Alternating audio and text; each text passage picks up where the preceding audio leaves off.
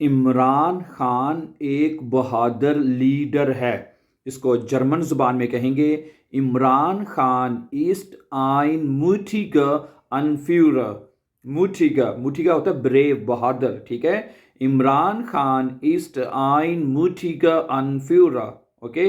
और इमरान खान एक अच्छा कैप्टन भी है, ठीक है। Imran Khan ist auch ein guter Kapitän, eine gute Kapitän, ठीक है। और Imran Khan sympathisiert mit den Armen, ठीक है। इमरान खान को जो है वो गरीबों से हमदर्दी करता है। इमरान खान